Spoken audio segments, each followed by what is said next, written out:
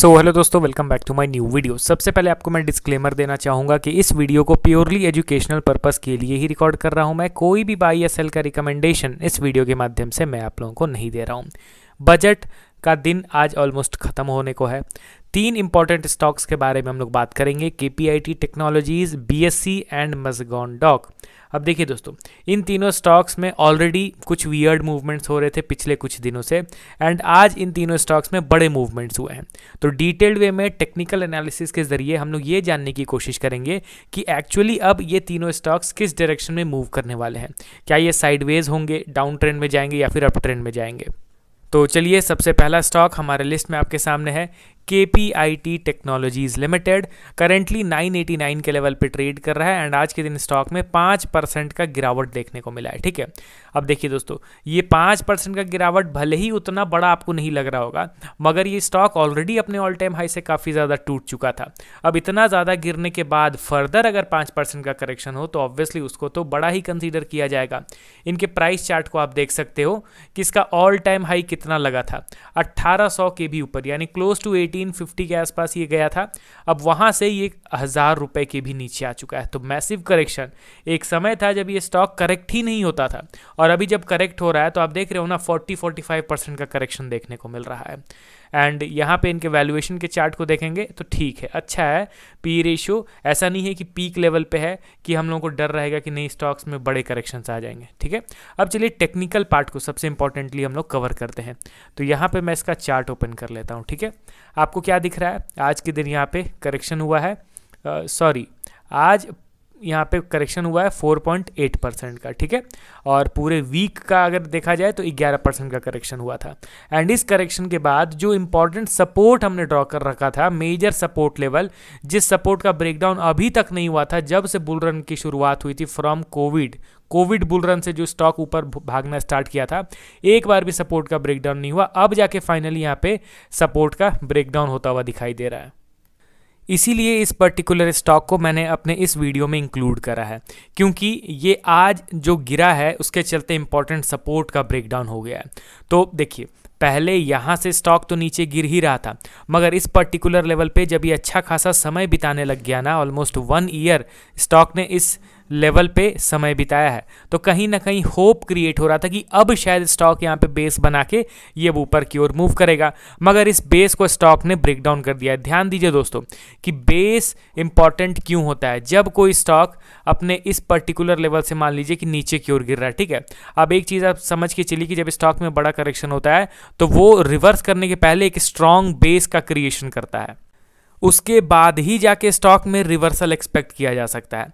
और अगर कोई स्टॉक नीचे गिरने के बाद बेस भी वो बनाए एंड बेस का वो ब्रेक डाउन करके नीचे गिर जाए, समझ रहे हो ना, तो अब यहाँ पे ये जितना भी समय लगा था बेस बनने में वो टोटली वेस्ट ऑफ टाइम। अब दोबारा इसको बेस बनाने में समय लगेगा, दोबारा से इसका ब्रेकआउट देगा, तब जाके रिवर्सल एक्सपेक्ट किया जा सकता है। तो कहीं ना कहीं यहाँ पे जो उम्मीद हो रहा था कि, तो बेसिकली मैं क्या कह रहा हूँ कि जो समय वहाँ पे लग रहा था कि अब रिवर्स हो सकता है, वो अब और ज़्यादा समय लगने वाला है। यही इंपॉर्टेंटली मैं आपको कहने की कोशिश कर रहा हूँ। अब KPIT यहाँ से तो नीचे गिर रहा है। अब अगला इंपॉर्टेंट सपोर्ट मैं एक बार ड्रॉ करके देखना चाहूँगा। मेजर सपोर्ट की अगर मैं बात करूँ, सबसे पहले फिबोनाची रिट्रेसमेंट के जरिए यहाँ पे हम लोग इंपॉर्टेंट लेवल्स को ड्रॉ करते हैं। तो देखो, करेंटली 0.6 के नीचे आ रहा है, तो अब अगला इंपॉर्टेंट एंड मेजर कौन सा लेवल हो जाता है, 763। ठीक है, अब देखते हैं कि इस लेवल के पास आते ही स्टॉक में किस तरीके का बिहेवियर देखने को मिलता है। अगला स्टॉक हमारे लिस्ट में है BSC लिमिटेड।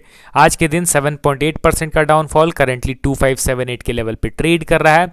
अब इसको भी अगर देखा जाए तो देखिए दोस्तों, आपको याद होगा, अगर आप मेरे पुराने वीडियोस को देख रहे होंगे तो शायद से मैंने इसको कल या परसों भी अपने वीडियो में कवर किया था, ये बताते हुए कि कोई स्टॉक अगर अभी इस गिरावट के मार्केट में भी टॉप लेवल पे ट्रेड कर रहा हो तो इसका मतलब ये नहीं कि वो स्टॉक को बुलिश मान लिया जाए एंड बाइंग करना स्टार्ट कर दें हम लोग, समझ रहे हो ना। एंड ये कल के अभी तक देखोगे तो BSC के स्टॉक में कुछ खास करेक्शन नहीं हुआ है, बाकी के स्टॉक्स तो लोअर लेवल पे ट्रेड कर रहे हैं। BSC still is trading at its all time high, अपने ऑल टाइम हाई के आसपास ट्रेड कर रहा है। और वहाँ पे आप ध्यान दीजिए कि आज के दिन एक बड़ा करेक्शन हो गया। अब टेक्निकल वाइज अगर चार्ट में आपको बताऊंगा ना तो आपको और अच्छे तरीके से समझ में आएगा। ये देखिए बीएससी का चार्ट में ओपन कर देता हूँ, डेली टाइम फ्रेम का ये एनालिसिस रहेगा। अब देखिए दोस्तों, ये था इसका ऑल टाइम हाई, यहाँ से करेक्शन हुआ, फिर अगेन ये ऊपर की ओर चला गया एंड अपर लेवल पे अब ये कंसोलिडेट कर रहा है। अब जब तक ये कंसोलिडेट कर रहा है, क्या मैं इसको बुलिश मान लूँ? नहीं। ये जहाँ अपर लेवल पे दोबारा चल गया तो क्या ये बुलिश हो जाएगा? बिल्कुल नहीं, क्योंकि इसी तरीके का चार्ट पैटर्न तो पहले डिक्सॉन में भी बना था। आप ये डिक्सॉन के चार्ट को देखो, ये इसका ऑल टाइम हाई था एंड इस ऑल टाइम हाई पे ये दोबारा चला गया था। क्या इसको यहाँ पे बुलिश मान लिया जाएगा? नहीं। यहीं से तो मेन करेक्शन फिर स्टार्ट हो गया, न्यूट्रल रहना रहता है। अब यही सेम चीज़ आप बीएससी के स्टॉक में देखो, बीएससी भी अपने ऑल टाइम हाई के पास ट्रेड तो ज़रूर कर रहा है, मगर आपको ध्यान देना है कि जब तक इस कंसोलिडेशन जोन का ब्रेकआउट ना हो जाए, इसमें प्रॉपर अप मूव नहीं एक्सपेक्ट किया जा सकता है। एंड अभी भी कहीं ना कहीं ये इस कंसोलिडेशन जोन के आसपास ही ट्रेड कर रहा है। अगर इन केस देखिए आज इंट्राडे के दौरान तो इस जोन के नीचे आ गया था, हालांकि बाद में लिटिल बिट रिकवरी हुआ एंड स्टॉक ऊपर की ओर जाके क्लोज हुआ, यहाँ पे आप देख सकते हो।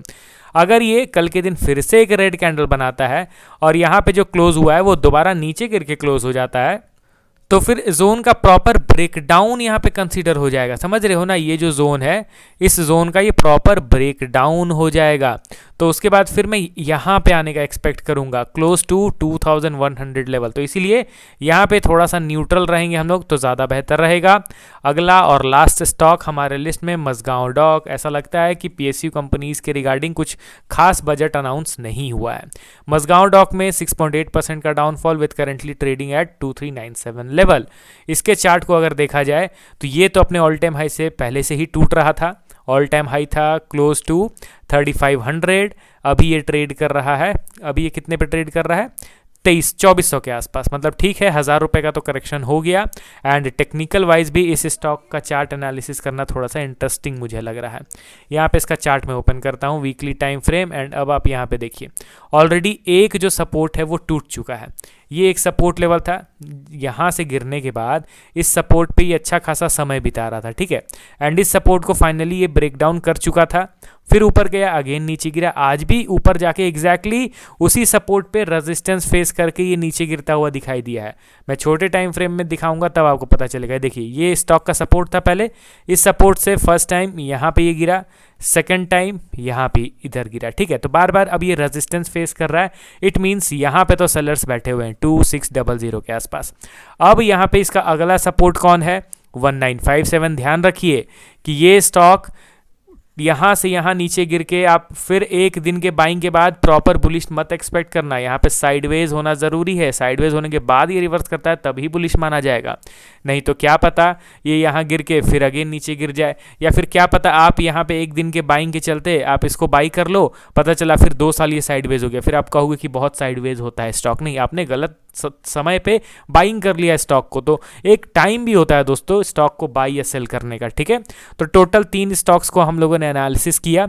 अब आप अपना पॉइंट ऑफ व्यू जरूर शेयर कीजिए वीडियो के कमेंट सेक्शन में। एंड दोस्तों देखिए, मैं सेबी रजिस्टर्ड रिसर्च एनालिस्ट या फिर एडवाइजर नहीं हूं, मैं अपना पॉइंट ऑफ व्यू जरूर शेयर कर रहा हूं आप लोगों के साथ। इसका मतलब ये नहीं कि आप डायरेक्टली वही चीज़ करोगे। आप मेरे वीडियोस को एजुकेशन पर्पस पे देखिए, नॉलेज गेन कीजिए। एट द एंड डिसीजन अपना खुद का होना चाहिए, अपने एनालिसिस के बेस पे, तभी आप कठिन परिस्थिति में भी स्टॉक को फर्दर होल्ड कर पाओगे। तो चलिए मिलता हूँ नेक्स्ट वीडियो के साथ। Okay then, bye bye.